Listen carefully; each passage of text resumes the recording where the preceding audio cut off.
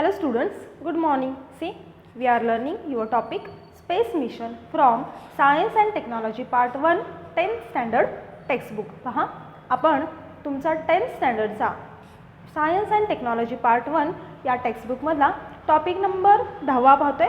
टॉपिकचं नाव आहे space mission. See, in previous video lecture we have seen the 3 points.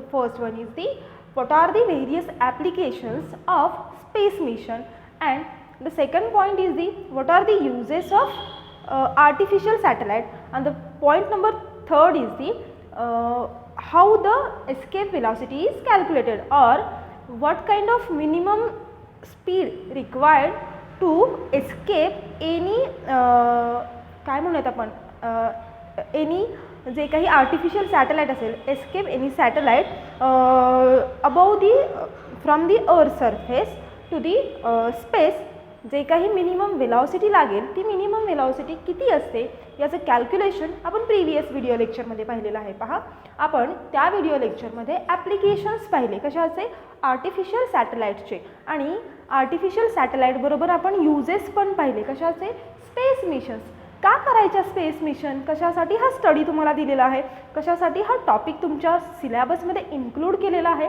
याच्या सगळ्याबद्दलची माहिती आपण प्रिव्हियस व्हिडिओ लेक्चरमध्ये घेतलेली आहे. पहा, आपल्याला काय होतं, बिकॉज ऑफ इंटरनेट, तुम्हाला जसं की मी मागील व्हिडिओ लेक्चरमध्ये सांगितलेलं आहे, आपण सगळ्यांच्या खूप जवळ आलेलो आहोत. ओके, आपल्याला जर का एखादी इन्फॉर्मेशन हवी असेल, if you want some information, that information we can get within 5 second at our fingertip. आपल्याला ती माहिती, ती इन्फॉर्मेशन विदिन अ सेकंड मिळते, हो की नाही, बिकॉज ऑफ कोणामुळं, तर इंटरनेटमुळं. इंटरनेट आहे, इंटरनेट कशाला जोडलेलं आहे, तर सॅटेलाईट्सला जोडलेलं आहे. Satellites there are mainly 2 types, natural satellite, artificial satellite. Because of this satellite, जेव्हा हे सॅटेलाईट्स सोलार सिस्टीममध्ये जातात किंवा सनच्या क्लोजेस्ट टू दी सन असतात, नियरेस्ट टू दी सन असतात, we can observe sun nearly, and आपल्याला काय होतं, त्याचा जी काही सोलार सिस्टीम आहे आपली, सन असेल, मून असेल, ॲस्ट्रॉनॉइड्स असतील, मेटेरॉइड्स असतील, कॉमेट्स असतील, स्टार्स असतील, या सगळ्यांचा अभ्यास काय करता येतो, जास्तीत जास्त जवळून करता येतो. त्यामुळं आपली लाईफ मोर अँड मोर काय होतं, एनरिच्ड होते. आता एनरिच्ड म्हणजे, रिच म्हणजे श्रीमंत, या शब्दाने त्याचा अर्थ नाही घ्यायचा.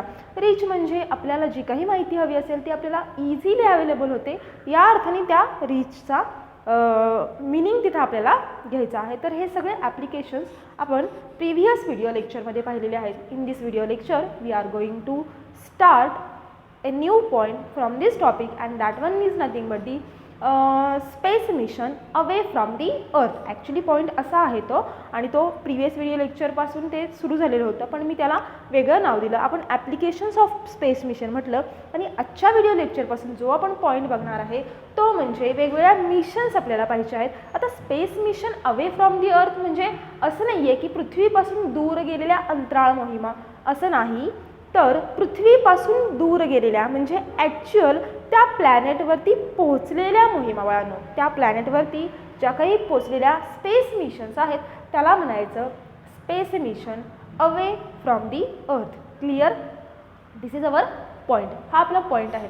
C, in your textbook you have mainly 3 space missions which away from the earth, and that are nothing but the first one is the moon mission, second one is the Mars mission, and the third one is the other planets mission. Okay, इतर जे बारके लघुग्रह होते त्या ग्रहांवरती पोचलेल्या मोहिमा. C, यातल्या ज्या 2 आहेत त्या इम्पॉर्टंट आहेत. The first one is the moon missions and the second one is the Mars mission. Okay, moon Chandra, Mars मंगळ. ओके, पहा, या 2 स्पेस मिशन्स इम्पॉर्टंट आहेत, कारण की याच्यावरती तुम्हाला शॉर्ट नोट विचारली जाईल, किंवा शॉर्ट नोट सोडून आणखी तुम्हाला फॉर 1 मार्क्ससाठी पण क्वेश्चन विचारले जातील. So let's see the first one, moon missions. See, the first point is the moon is the closest astronomical object to us or near to the अर्थ.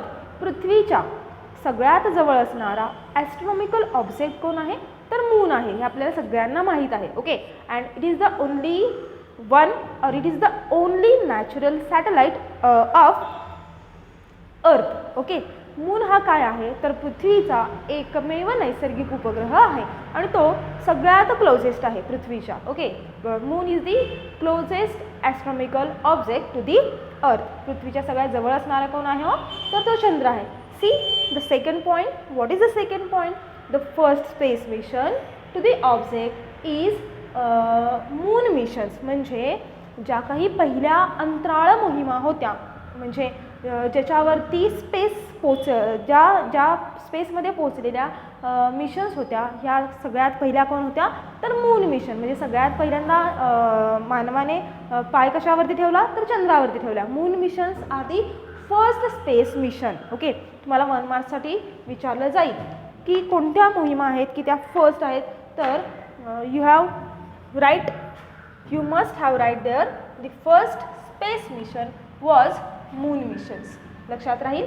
C such mission first carried out by USA, Soviet Union, European countries, China, Japan and India. ह्या ज्या missions होत्या त्या कोणी कोणी carried out केल्या तर त्या देशांची इथे नावं सांगितलेली आहेत. USA, United States of America. Second one is the Soviet Union. Third one is the European countries. European countries, China, Japan, India. Okay, अशा सगळ्या कंट्रीजनी ह्या स्पेस मिशन कॅरीड आउट केल्या असं सांगितलं तरी चालेल. See spacecraft in the Luna series sent by Soviet Union reached near the moon. पहा, सगळ्यात पहिल्यांदा लुना सिरीजमधल्या ज्या स्पेसक्राफ्ट होत्या त्या कोणाकडून सेंड केल्या गेल्या तर त्या सोवियत युनियनकडून. कुठं त्या गेल्या near to the moon. Okay, लक्षात राहील. सगळ्यात पहिलं काय आहे spacecraft in the Luna series. कुठल्या spacecraft in the Luna series sent by Soviet Union reach near the moon. See second, Luna 2 launched in 1959 was first spacecraft. पहा, पहिली कोणती होती तर Luna 2 launched in कितीमध्ये लॉन्च केलं ते तर 1959 मध्ये फर्स्ट ज्या लॉन्च केलेल्या होत्या त्या Luna 2. Okay, see after that till 1975 15 spacecraft made chemical analysis of moon. पहा, लुना सिरीजनं हे सुरू केलं. ओके, आणि ते कुणाकडून सेंड केलं गेलं सोवियत युनियनकडून. त्याची सुरुवात कधीपासून झाली? सुरुवात झाली 1959 पासून. 1959 to 1957 या पिरियडमध्ये. सी फ्रॉम 1959 to 1975 या पिरियडमध्ये यांनी किती स्पेसक्राफ्ट लॉन्च केले किंवा सेंड केले तर 15 स्पेसक्राफ्ट काय केले लॉन्च केले. Okay, C made. आणि त्यांनी काय केलं पहा, made chemical analysis of moon. Chemical analysis केलं कशाचं मून. आता या केमिकल ॲनालिसिसमध्ये त्यांनी जे महत्त्वाचे मेन फंक्शन्स केलेले होते ते कोणकोणते केलेले होते पहा. It studied about the gravity of moon, it studied about the density of moon and it studied about the radiations of moon from moon to earth. या 3 गोष्टींचा त्यांनी स्टडी केलेला होता. कोणत्या कोणत्या सांगितल्या मी? First one is the gravity of moon. Chemical analysis केलं. ओके, केमिकल ॲनालिसिस म्हणजे काय तर मूनचं आपण काय म्हणूयात पृथक्करण म्हणतो आपण त्याला मराठीमध्ये. Okay, chemical analysis. On the basis of that analysis he studied about the first one is the gravity of moon. काय काय स्टडी केलं पहा तर मूनची ग्रॅव्हिटी. It work on gravity, it work on density and it also work on radiations. ह्या 3 गोष्टी लक्षात ठेवायच्या. See 4 craft launched on moon and brought the sample of stone on the moon for analysis. पहा, आणखीन काय गेले 1959 ते 1975 या पिरियडमध्ये एकूण 15 स्पेसक्राफ्ट तिथं पोचल्या आणि त्या 15 स्पेसक्राफ्टनी काय केले तर वेगवेगळा स्टडी केला. कशाचा स्टडी केला? Density, gravity, radiations. After that 4 more spacecraft launched and he collect information about, or he collect or brought the sample of stone on the moon for analysis. काय केले त्यांनी, जे चंद्रावरती दगड होते ते दगड कशासाठी आणले, त्या दगडांचे सॅम्पल स्टडीसाठी आणले. Okay, with the help of chemical analysis. See, America executed moon mission from 1962 to 1972. पहा, तुम्हाला 1 मार्कच्या क्वेश्चनसाठी विचारलं जाईल की अमेरिकेने काय केलं, executed moon mission. Moon missions कधी हे केल्या तर 1962 ते 1972. Speciality of this moon mission is some of this were manned mission. म्हणजे ह्या ज्या मिशन होत्या ह्या कोणी लॉन्च केलेल्या होत्या तर मानव त्याच्यावरती चंद्रावरती पोहोचलेला होता. सी, इथंपर्यंत लक्षात राहील काय सांगितलं ते. सी, आपण परत एकदा बघूयात काय काय आहे ते. सगळ्यात क्लोजेस्ट ॲस्ट्रॉनॉमिकल ऑब्जेक्ट अर्थच्या कोण आहे, मून आहे. क्लिअर. त्यानंतर ज्या पहिल्या अंतराळ मोहिमा होत्या त्या कोणत्या होत्या तर मून मिशन्स होत्या. सी, त्याच्यानंतर ह्या कोणी कॅरीड आउट केल्या तर USA, Soviet Union, European countries, China, Japan, India अशा कंट्रीजनं या कॅरीड आउट केल्या. सी, सोव्हिएट युनियनमधलं जे पहिलं होतं स्पेसक्राफ्ट ते कोणतं होतं तर Luna series sent by Soviet union.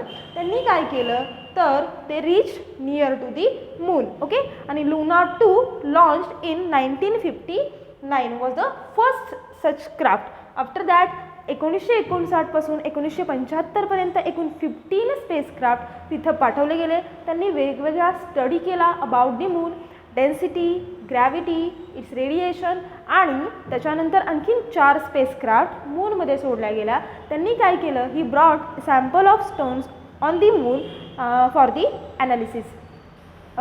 Stone ॲनालिसिससाठी त्यांनी काय केलं, जे चंद्रावरती सापडलेले स्टोनचे सॅम्पल्स होते ते कशासाठी आणले तर ॲनालिसिससाठी आणले. त्याच्यानंतर ज्या मून मिशन्स कॅरीड आउट केल्या त्या कंट्रीचं नाव सांगितलेलं आहे. The name of that country is America, United state of America. He carried out moon mission from 1962 to 1972. Okay, 1962 पासून 1972 पर्यंत त्यांनी काय केल्या, मून मिशन्स कॅरीड आउट केल्या. आणि स्पेशालिटी काय होती या मून मिशनची तर the speciality of this moon mission is manned mission. हे कोणी हे केलं होतं तर मॅन, म्हणजे माणूस तिथं पोहोचला होता चंद्रावरती.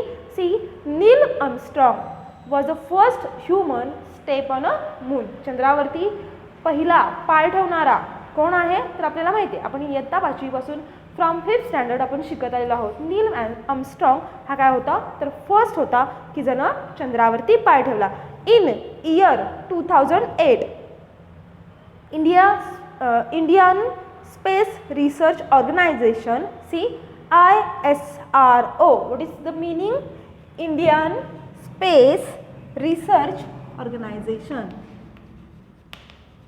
Indian space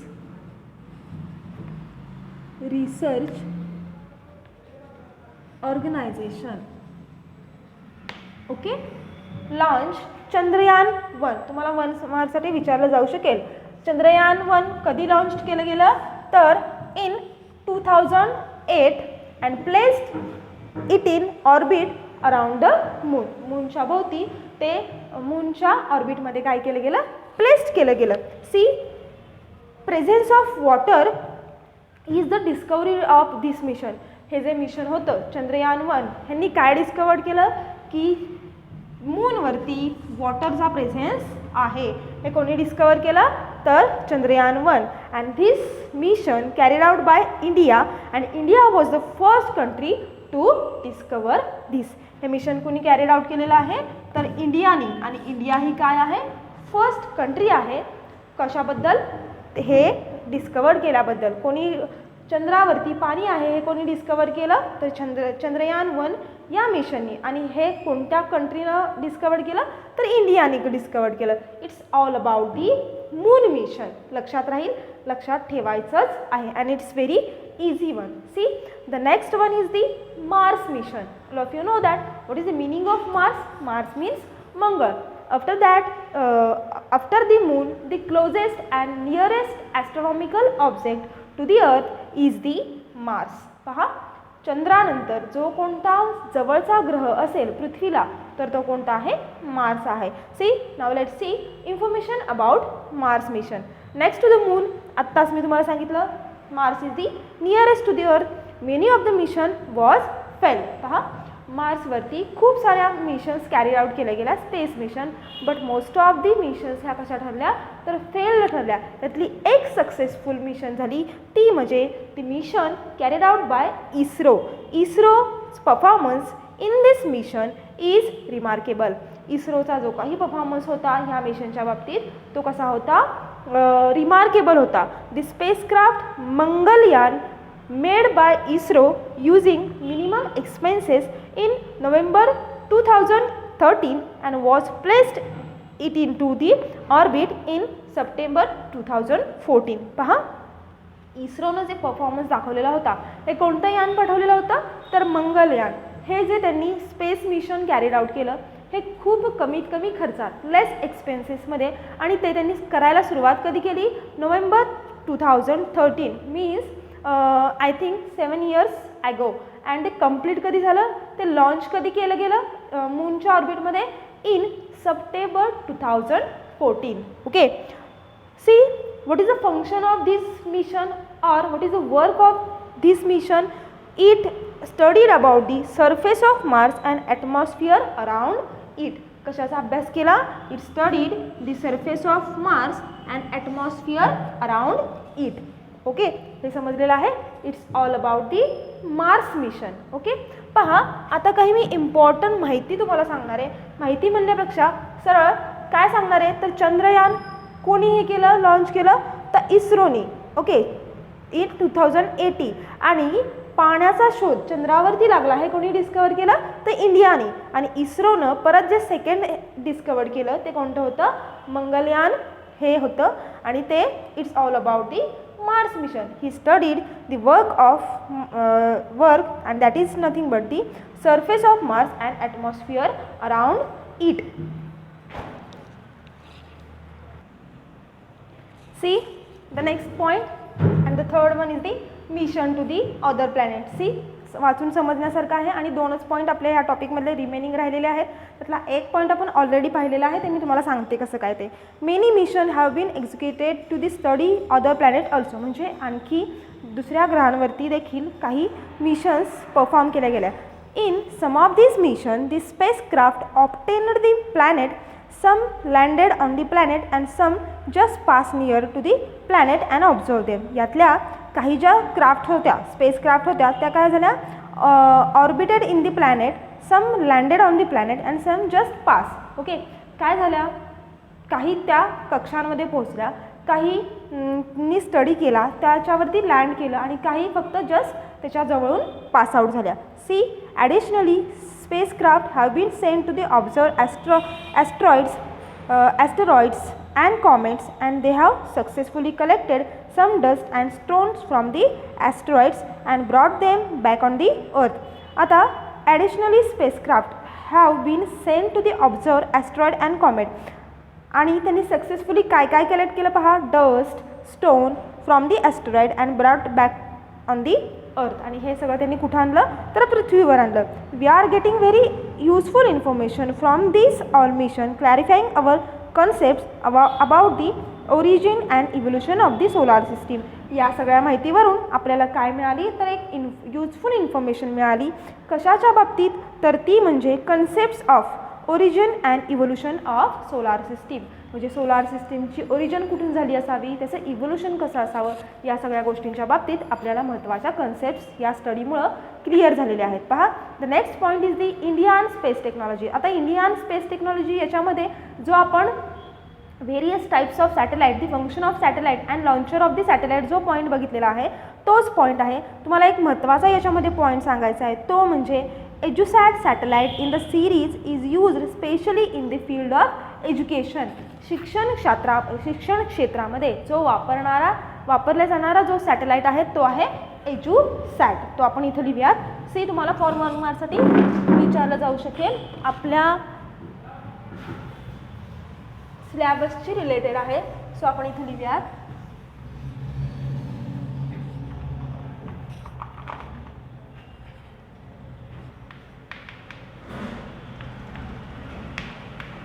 EduSat satellite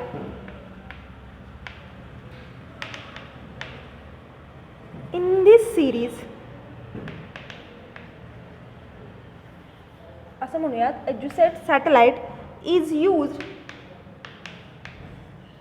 specially in the field of education. In the field of education. Okay, मग बाकीचे सगळे आपण पाहिलेले आहेत. PSLV, GSLV हे सगळे आपण पाहिलेले आहेत ऑलरेडी. पहा, नाव IRS satellite series is working for monitoring and management of natural resources and disaster management to exactly locate position of any place on the earth surface. It turns into the precise of latitude and longitude, and the IRNS satellite has been established. म्हणजे सगळ्या सॅटेलाईटबद्दल ती माहिती दिलेली आहे. नंतर तुम्हाला एक शेवटचा पॉईंट आहे या टॉपिकमध्ये, तो म्हणजे space debris and it's management. Space debris, what is the meaning of space debris? Space debris म्हणजे अवकाशातील कचरा. Space debris and it's management. पहा, आता पृथ्वीवरचा कचरा मॅनेजमेंट करायलाच इतका अवघड आहे, स्पेसमधला कसा करत असतील? तर पहा, पॉईंटचं नाव आहे आपल्या स्पेस डेब्रीज म्हणजे अवकाशातील कचरा अँड इट्स मॅनेजमेंट म्हणजे त्याचे व्यवस्थापन. In addition to the artificial satellite some other objects are also revolving around the earth. ज्या पद्धतीनं आर्टिफिशियल सॅटेलाइट अर्थच्या भोवती रिव्हॉल्व करतात, त्या पद्धतीनं आणखी कोणते ऑब्जेक्ट्स रिव्हॉल्व करत असतात? इट इन्क्लूड्स, काय होतं पहा, non functional satellite, parts of the launcher detached during the launching, and the debris gathered due to collision of satellite with other satellite and any other object in the space. पहा, हे जे फिरत असतात artificial satellite बरोबर आणखी जे दुसरे ग्रह फिरत असतात, त्यांच्याबरोबर काय होतं, जे आर्टिफिशियल सॅटेलाइट वरती पाठवलेले असतात त्यांचे जे एक एक पार्ट रिमूव्ह होतात, त्यांची कचरा असतो, त्यांची घाण असते, जे काही ॲक्सिडेंट्स होतात त्यांची घाण असते, आणि हे सगळं काय होतं तिथं स्पेसमध्ये गॅदर्ड होतं. See, according to one estimation made in 2016, there are about 2 crore pieces of length more than 1 centimeter revolving around the earth, and all this is nothing but the debris in space. किती आहे तो? तर 2016च्या एका estimation नंतर असं लक्षात आलेलं आहे की about 2000 crore species of length more than 1 centimetre revolving around the अर्थ. म्हणजे किती कचरा आहे पहा, इथं तो सांगितलेला आहे. आणि it's all about nothing but the debris. हे जे आहे हे काय आहे, तर हा सगळा कचरा आहे. This debris can be harmful to the artificial satellite. आणि हा जो कचरा असतो हा आर्टिफिशियल सॅटेलाइटला हार्मफुल असतो. It can collide with this satellite or spacecraft and damage them. ते काय होतात, ते कोलाइड होऊ शकतं, एकमेकांना धडकू शकतं, आणि सॅटेलाइट काय होऊ शकतात, डॅमेज होऊ शकतात. This debris is increasing day by day. Soon it will be difficult to launch a new spacecraft. It is therefore very essential to manage the debris. त्यामुळं हा जो कचरा आहे हा डे बाय डे इन्क्रीज होतोय, त्यामुळं त्याचं मॅनेजमेंट करणं गरजेचं आहे. Some studies and experiment are being done with this in view. Hope that soon we will have a solution for this problem and future satellites and spacecrafts will not be in danger anymore. अशा पद्धतीचा याच्यावरती study खूप जोरात चाललेला आहे, आणि in फ्युचरमध्ये आपण अशी आशा करूयात की अशा पद्धतीचा कचरा राहणार नाही की जो जेणेकरून सॅटेलाइट आणि स्पेसक्राफ्टला डेंजर करू शकेल. ओके, तर अशा पद्धतीनं इथं हा जो तुमचा टॉपिक होता स्पेस मिशन हा संपलेला आहे बाळांनो.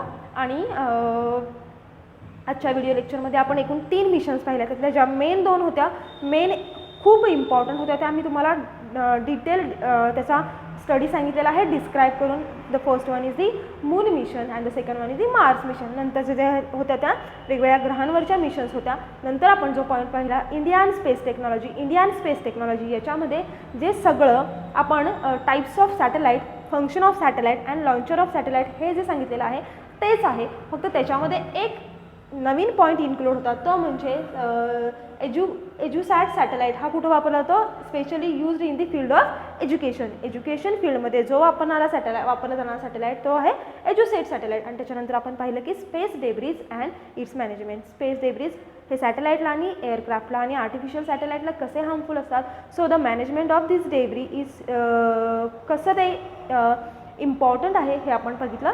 Now we will stop here. इथं तुमचा हा टॉपिक संपलेला आहे. थँक्यू.